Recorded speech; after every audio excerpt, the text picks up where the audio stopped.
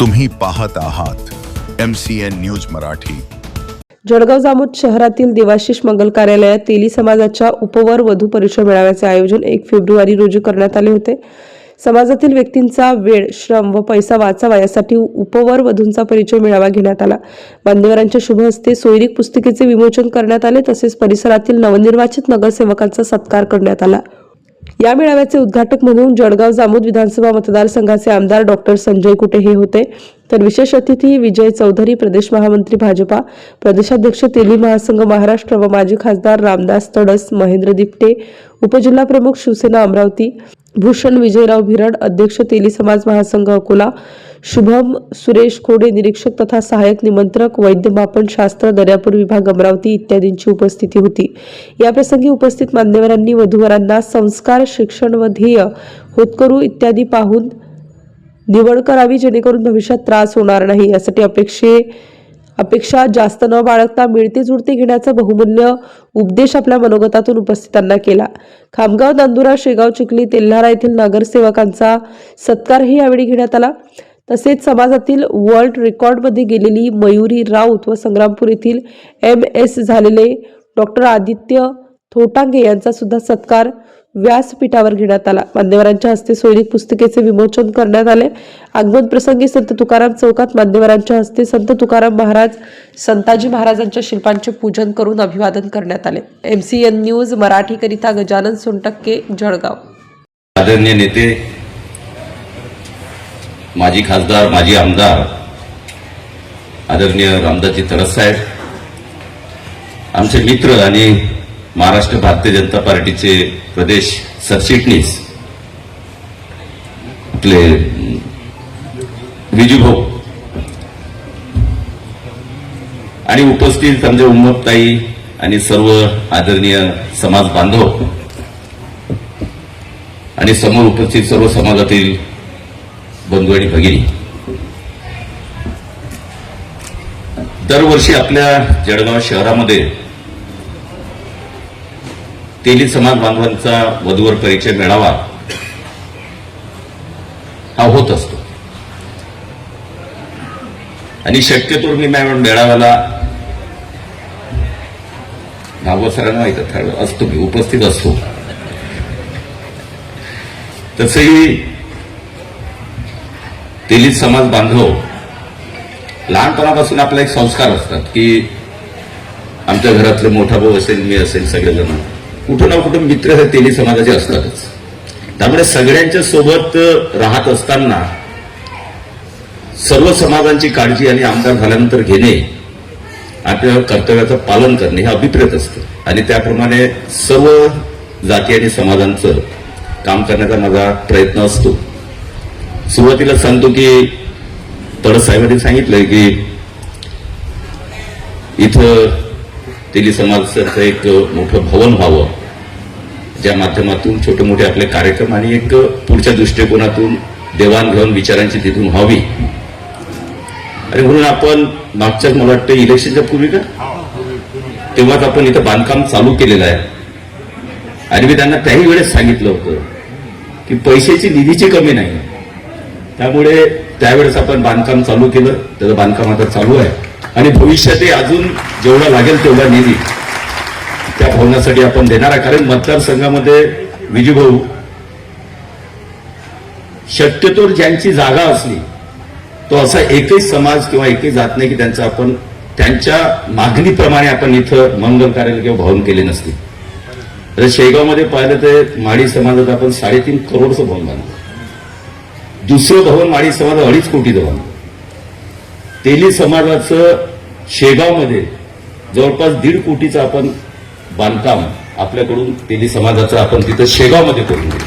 फक्त जागेच्या उपलब्धतेवर आहे।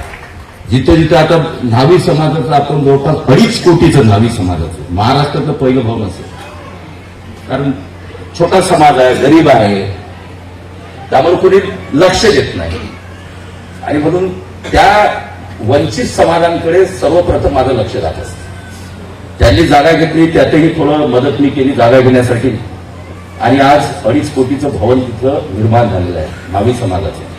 त्यामुळे सगळ्यात बेलदार समाजाने त्यांनी जागा घेतली, तिथेही 2-2.5 कोटीचं आपण भवन उभं केलं. त्यामुळे जागा जिथे उपलब्ध झाला तो कोणताही छोटा समाज असतो आणि विशेषतः छोट्या समाजांचं जिथं जी आवश्यकता असेल ती पूर्ण करण्याचा माझा प्रयत्न असतो. आपल्या या जळगाव जामोदची हिस्ट्री पण अशीच आहे, इतिहास, की महाराष्ट्रात वाजलेला आपल्या समाज बांधवांना माहिती असायला पाहिजे की वधूवर परिचय मिळावा आणि सामूहिक विवाह याची जननी म्हटली तरी वावगं ठरणार नाही, ती जळगाव जामोद. सगळ्यात पहिले वधूवर परिचय मिळावा असतील माळी समाजानं सुरुवात केली, हिंदू समाजानं सुरुवात केली. इथून मुहूर्तमेढ जी आहे ती पूर्ण महाराष्ट्रामध्ये सामूहिक विवाहाची सुद्धा इथंच होऊ लागली. परंतु आता थोडे सामूहिक विवाह कमी झाले, पण वधूवर परिचय मिळावे हे या मतदारसंघामध्ये, महाराष्ट्राचे मिळावे या मतदारसंघामध्ये जास्त होत राहतात. शेगावमध्ये तर चालूच असतात. प्रत्येक समाजाचे महाराष्ट्राचे जे वधूवर परिचय मिळाले शेगावमध्ये मोठ्या प्रमाणात, छोट्या समाज असो की मोठा असो, सगळ्यांचे सामूहिक वधूवर परिचय मिळावे शेगावमध्ये होत असतात. आणि म्हणून एक लोक चळवळ, एक समाजाचं मेळावा आणि त्या माध्यमातून विचारांची देवाणघेवाण, एक दुसऱ्यांची ओळख, त्या माध्यमातून संबंध सोयीक जोडणे आणि मुला मुलींनी त्या माध्यमातून पुढे जाणे हे या वधूवर परिचय मेळाव्याचं आपण फलित समजतो. आणि मला आनंद या गोष्टीचा आहे की वधूवर परिचय मेळाव्यातून या ज्या ज्या समाजाचे इथं होतात त्यामुळे बरेचसे संबंध हे जुळतात आणि योग्य वधूचं आणि योग्य वराचं जे आहे, उपवर वधूवरांचं हे निवड त्या मेळाव्याच्या माध्यमातून होतं. पण शेवटी एकच असते की मुलं आणि मुलीचं आजकाल आपण पाहतोय की अपेक्षा खूप वाढल्यात आणि त्यापेक्षा पालकाच्या दुप्पट अपेक्षा वाढल्यात. त्यामुळे मुला मुलींपेक्षा पालकांनी विचार करण्याची आता आवश्यकता आहे. आता मुला मुलीचं तर आपल्याला माहितीच आहे, मुलीला कसा मुलगा पाहतो, मुलाला कशी मुलगी पाहते आणि बाह्य याच्यावर जाणारी आजकालची थोडी पिढी आहे. आणि तशीच पिढी जर आपण पण बाह्य विचार करणारी आहे आणि त्याच पिढीचा आनंद ह्या गोष्टी आहे की चांगल्या प्रकारे एक दुसऱ्याला समजून घेऊनही पुढे जाण्याची ही पिढी आहे. फक्त यामध्ये अडथळा कुठे येतो?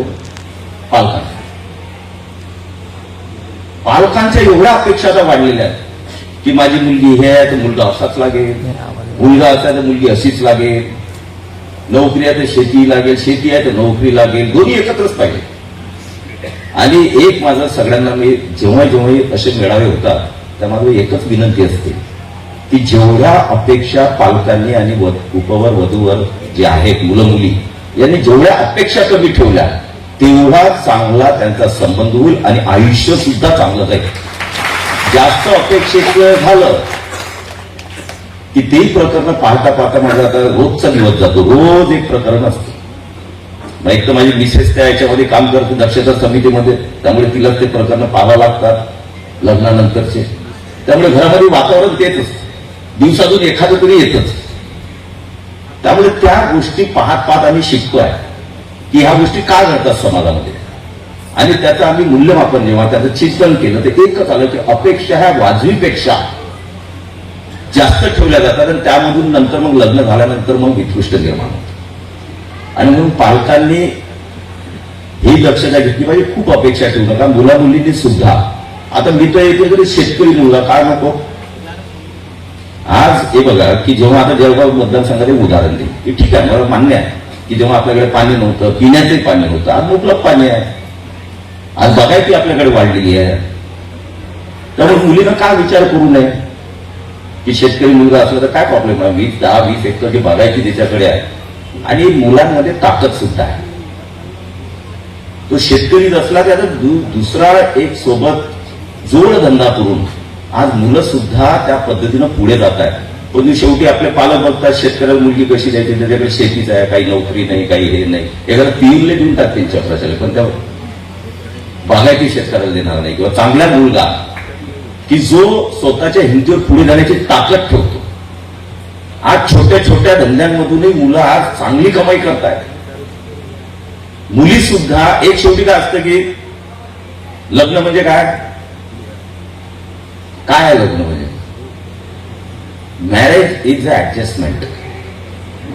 जो ऍडजस्ट करायला शिकेल त्याच्या आयुष्यामध्ये कुठेही प्रॉब्लेम येणार नाही. आणि ज्याला ऍडजस्टच करायचं नाही त्याला कितीही चांगली मुलगी आणि किती चांगला मुलगा आणि किती चांगला सासरा आणि किती चांगली सासू द्या, ऍडजस्टच मुलं मुली करणार नाही तर ते घरात ते काही कुटुंब त्यांचा काही संसार चालणार नाही.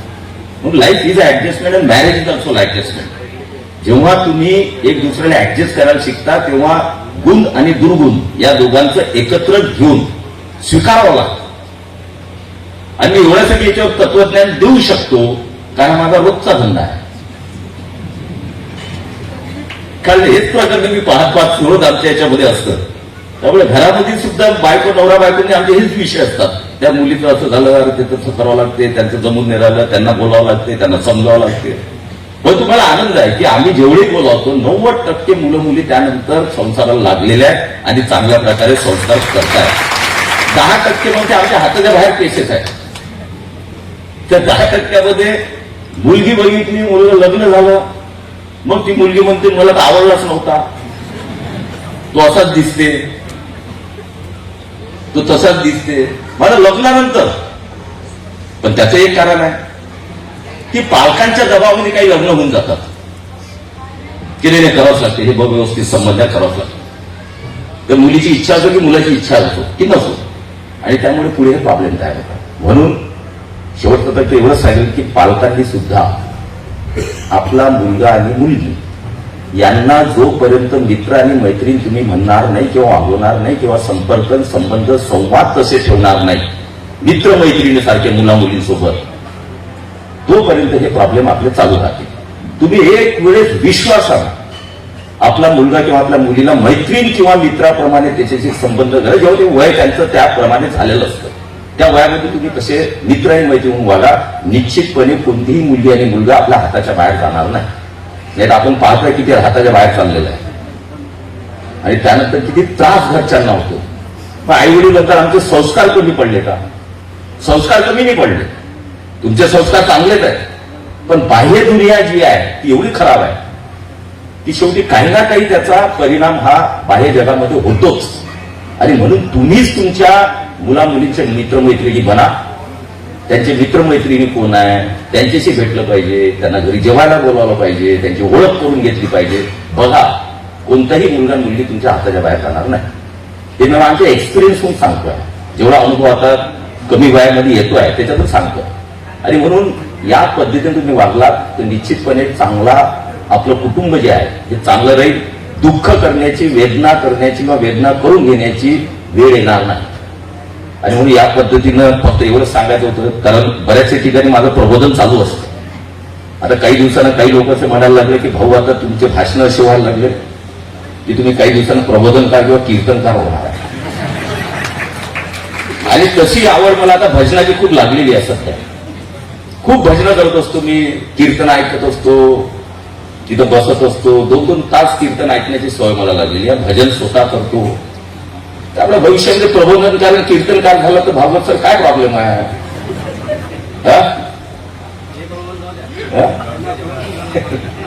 कुठेही भजन नाही म्हणत मी. पण एक चांगला तेली समाजाचंही एक महाराष्ट्रामध्ये एक चांगल्या प्रकारे अधिष्ठान असलेला समाज आहे. आणि एक बघा की मी पाहतो तेली समाजाचं महाराष्ट्रामध्ये एकत्रीकरण तर आहेच, पण समाज एवढा आता मागे राहिलेला नाही. जे बाकीचे समाज आहेत त्या दृष्टिकोनातून जर पाहिलं तर तेली समाजात आपल्या कर्तृत्वावर, आपल्या शिक्षणावर, आपल्या क्षमतेवर आज पुढे जातोय. तो प्रत्येक क्षेत्रामध्ये जातोय आणि जायलाच पाहिजे. राजकीय क्षेत्रामध्ये विजयभाऊ सांगण्याची आवश्यकता आहे. मग काही नाराज झाला म्हणून एकट्यावर सोडू नका. नाही, पहिलं जे लग्न डोक्यात ठरलेलं आहे ते विजयभाऊचं ठरलेलं आहे. लग्न म्हणजे लग्न झालेलं आहे हे आपलं दुसरं राजकीय लग्न जे आहे.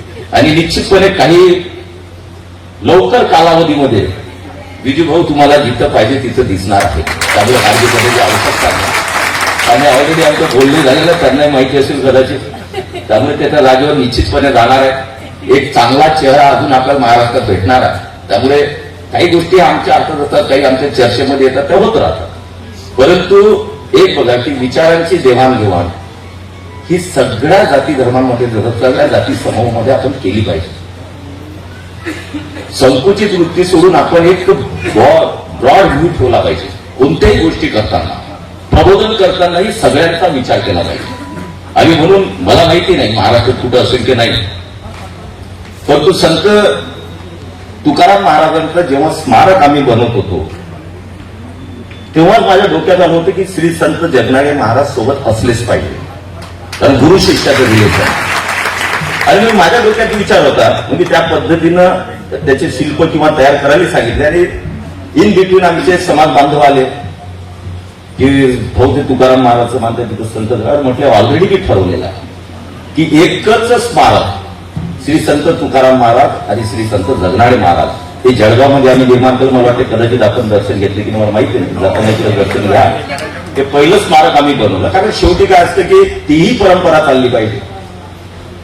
आणि म्हणून या दृष्टिकोनात सकारात्मक विचार करणारा तडससाहेब हा मतदारसंघ आहे. मी त्याचं श्रेय एकट्याला घेणार नाही, कारण सगळेच लोक त्या पद्धतीनं सकारात्मक विचार करून हा मतदारसंघ सकारात्मकतेकडे जाते, विकासाकडे आपण वाटचाल करतोय, प्रबोधनाकडे वाटचाल करतोय, समाज सुधारणामध्ये वाटचाल करतोय.